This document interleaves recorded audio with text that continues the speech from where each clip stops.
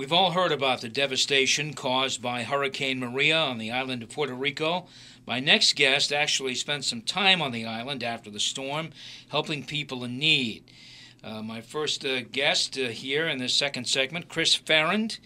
He's the Massachusetts Emergency Disaster Services Director. He works with the Salvation Army of New Bedford. He's joined by Major Gilbert Parkhurst, who will set the stage for us a little bit, if you will. Welcome to you both. Good morning. Thank you. Good morning. So, Major Parkhurst, I think we all know that the Salvation Army kind of swings into action when there's a disaster. What we probably don't understand is, even if you're out of the country, you may be assigned to a place where they need some help, right?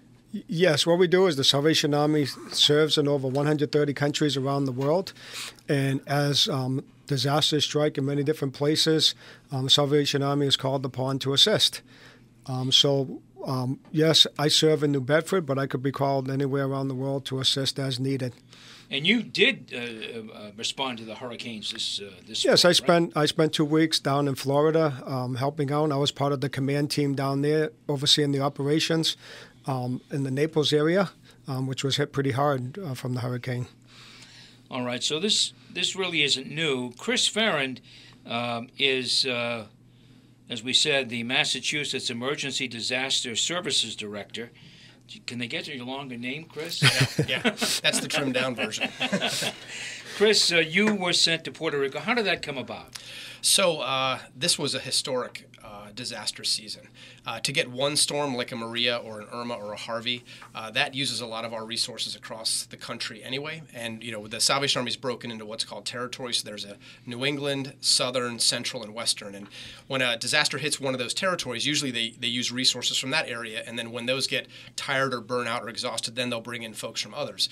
So right away, after Harvey hit, we were already sending folks down immediately. The impact was that big. And then Irma, and then Maria. And so basically, a lot of our folks had been deploying, and there was a lot of exhaustion. A lot of staff, a lot of officers, multiple deployments, officers and staff going down, during holiday season. So they're deploying while the Salvation Army is still trying to do their work back here. And basically, the New England coordinator said, I don't really have anyone that can go. Chris, can you think about even taking just a week to go down to help us transition? Because there's different phases of disaster. You have the emergency recovery phase, then you have, short-term response, mid-term response, case management. And so basically just trying to get some eyes on the ground to really look at, all right, what's happening now? Where's the island? As we know from all the storms, communications was crazy. It was hectic. You get one report one day, one person says one thing.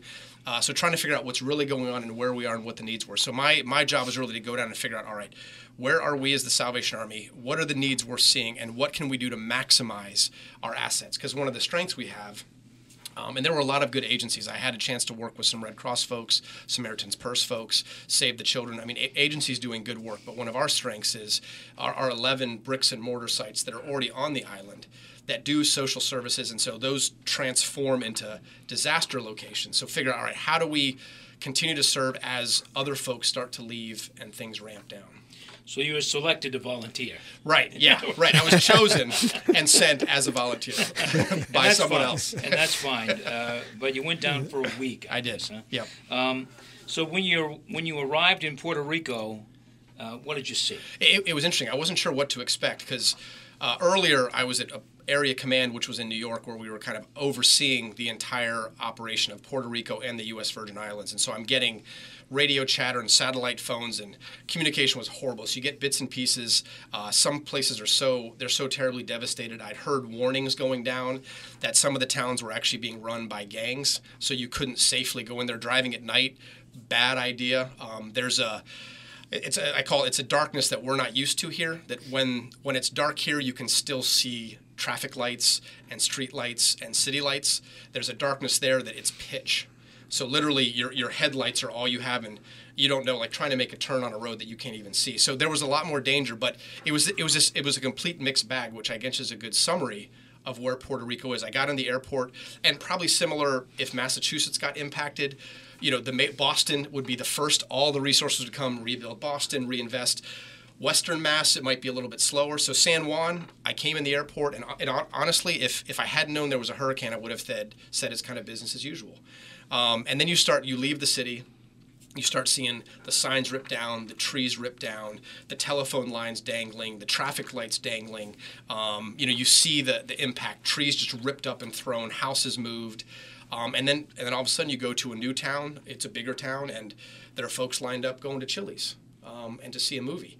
And then the next morning you get up and you go to a section 15 minutes the opposite direction, and it looks like the day after Maria hit, where nothing has been changed, nothing has been moved. People still can't get their cars out. People haven't eaten. They haven't gotten extra food or water. So it's this complete mixed bag, which is, it's the challenge of disaster.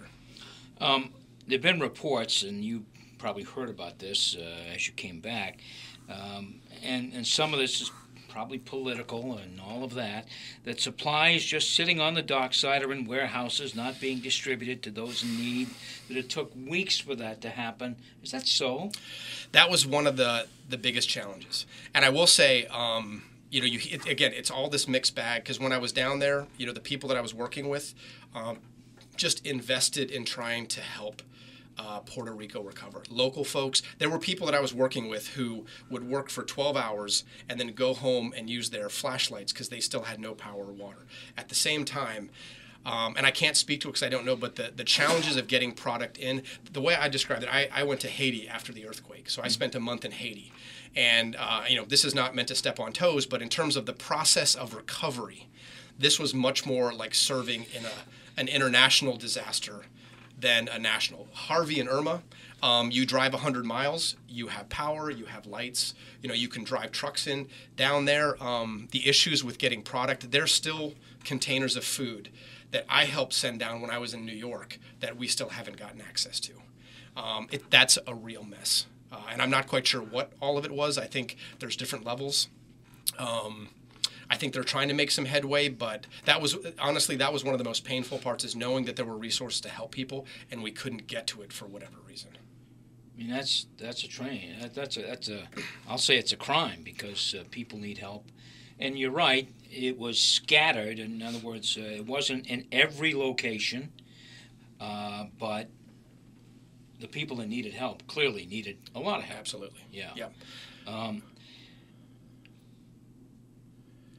Were you prepared for the amount of destruction you saw when you got there? I've been in this job for 10 years, and I will say you have to learn how to handle it. Going back, and it's interesting because every disaster impacts you emotionally, mentally. I was just telling the major that I got back about a week and a half ago, and I'm still.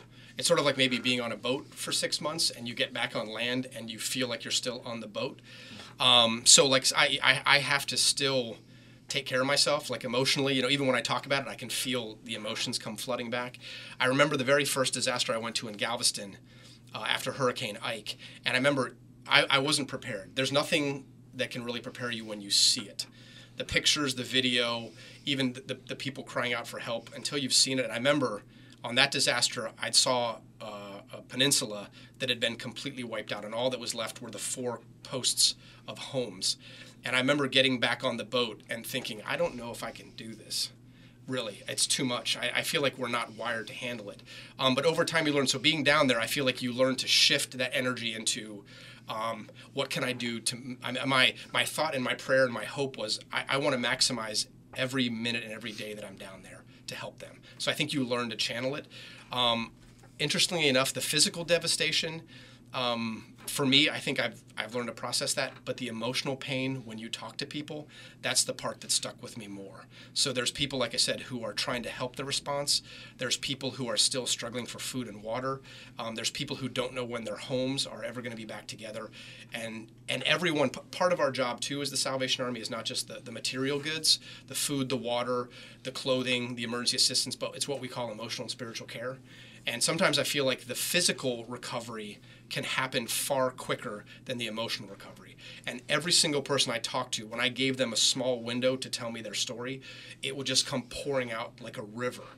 The hurt, the pain, the questions, the ache, and sometimes it's the first time they ever had someone to talk to. So they're crying, and it's you take it on. And when you're done, you feel good because they actually tell you, wow, like I actually feel like I can move forward a little bit now. Yeah. So that's one of the resources we give as well. So the emotional part is still, I don't quite have my feet under me from what I experienced down there. I'm Jim Phillips. This is Townsquare Sunday. My guests are Chris Ferrand, who's the Massachusetts Emergency Disaster Services Director, and also Major Gilbert Parkhurst, who is the head of the New Bedford office of the Salvation Army. Major, the Salvation Army is still on scene in Puerto Rico? Yes, yep, we're still on scene for Harvey, still on scene for Irma, still on scene for Puerto Rico, and from the looks of it, we'll be there for many years assisting. Yep, Salvation Army goes as long as the need is there. We'll be there to help. Chris, when you finally got your feet under you there and you say, okay, I can do something, what exactly was your job? So one of the things was to figure out how we can maximize the Salvation Army resources that are on the island and will stay on the island. So we've got these 11 bricks and mortar, we've got staff, we've got vehicles, we've got warehouses, we've got relationships in the communities with the churches, all this kind of thing. So I ended up actually being stationed at what's called the JFO, which is the Joint Field Office, and I've never seen anything like it. It was in the San Juan Convention Center. Imagine 400 desks, each one manned with someone, and this was the heartbeat of running the entire island. So FEMA, Coast Guard, National Guard, local Puerto Ricans, all the resources there. And so basically what we were looking at was, as FEMA's trying to shift their focus, the project we were working on, and I hope it goes through, was that the Salvation Army would be the recipient of all the remaining food product that FEMA had. And then we would set up mobile drops, we call them fire missions. Locate a town that's in dire need, send a truck and do a huge drop for that community, provide water filters for sustainable water, and then also we'd use our social service centers as disaster food pantries. So folks can come and they can load up their bags, their baskets, they can get a cooking stove, a water filter, clothing. We have gift cards for Walmart down there that they can go purchase whatever they need, Christmas programs for the kids. So kind of it was to really get info and intel on what we can do for this next phase. I think what you're saying here, it kind of opens a window for me a little bit. Sure. Because, you know, we hear about these disasters, we rush to help. Yep. In some way, whether it's a cash donation or clothing or bedding or all this stuff that we may donate. But if there is no plan for the distribution, no system set up, it really is a nightmare. Mess. An absolute mess. Yeah. I sometimes feel like donations management, it's one of those things that you can't do without because you need the resources. Sure. But for those of us in the field, it literally, like you said, can be one of the most exhausting components. For instance, I know after Irma, and we ended up using it, but we had, I think my counterpart down there said they had 50 tractor trailers filled with donated water after the emergency phase had already been handled. So water's back on now, so folks don't need it. So again, great donation, but what do you do with 50 tractor trailers? There were containers being shipped down, and people want to help, and it's awesome and it's great, but it's always challenging to educate on, all right, this is where we are right now, and the reminder that I know that the hurricane just happened a week ago, but a month from now, when we actually can get food in and we can get water in and we have places to store it, that can be the best time to send it. Even during Sandy, and it's a tragedy, but like you said, it's good education. There were 18-wheelers coming down to New York from all over the country, and they didn't have a plan. They wanted to help, and we need that. But they would come, and the driver was basically told, drop the items and leave. So they would go and dump an 18-wheeler onto a small playground and then drive away with no real plan. So educating the public, what we need, how we need it, how we can get it there. And this is, a reality is, and sometimes people don't always appreciate hearing it, but finances. So when people gave donated goods to Maria, some of those goods are still in the port. When people give money, what we were able to do, actually, we ended up purchasing rice and beans from local vendors that we could get that day. So a third of our distribution was local product that hadn't been impacted. That then, it built the economy up. It was immediately accessible, and we knew we had gain. So it's that combination message. Cash is best, at least in the first It's a great summary. Even in Haiti, I mean, it took 2 months to get product there, but I had money in my pocket and I could buy food from the local vendors, and we could go from there. When did you return? When did you leave Puerto Rico? Let's start with that. So I got back last Monday. So just pretty recently from being down there, and now we're transitioning, like I said, into this kind of short-term recovery phase with the folks. Still a lot of need. What they say is that 50% of the island has power, and I saw those places, but there are places that my team went to when we were down there that had not received anything since Irma hit Puerto Rico. So there's still a need. Absolutely. What did you take away from the experience, Chris? You obviously, it's moved you. It has left an impact with you. You have seen the good and the bad and the ugly with this situation. What has this experience given you?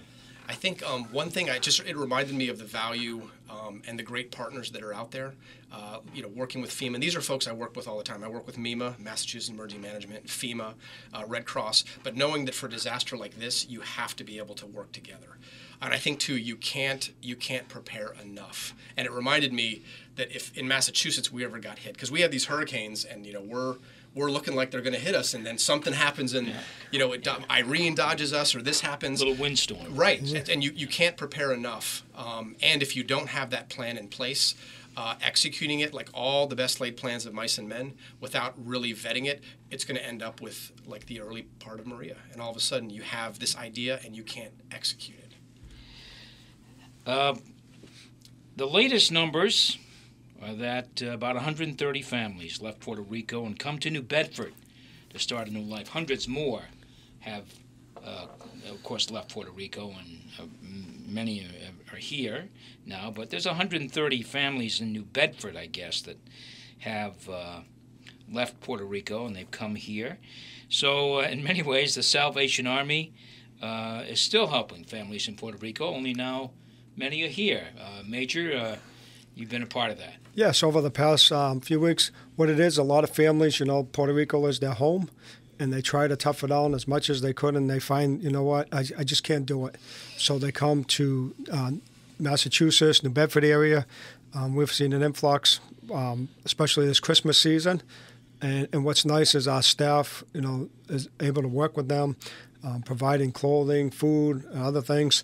It's great. Even today, we have families come in that will receive toys and brand new clothing, for their children for the Christmas season. So we've been able to help, and we've only been able to do that because of the support we receive from the community. And that support, of course, included the Neediest Families Fund this year, like it has every year, the Christmas season, enabling the Salvation Army to provide toys and Christmas meals and holiday meals. Neediest Family Fund is tremendous to us, and it's nice to see, especially when the folks that do those donations and all, in turn, they come in and they see the items being distributed. That's what makes the impact on them, and that's why they continue to do it.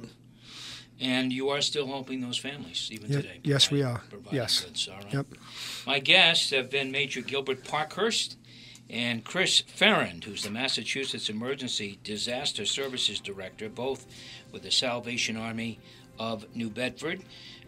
That organization responded to the devastation in Puerto Rico following Hurricane Maria. It is an incredible story, Chris and Major Parkhurst, but that's what the Salvation Army does in our community, in our country, and around the world. So thank you to you both. And thank you, Jim. Merry Christmas. And Merry Christmas to you also. Thank you. Absolutely. Thank you. Townsquare Sunday. We'll be back in a moment.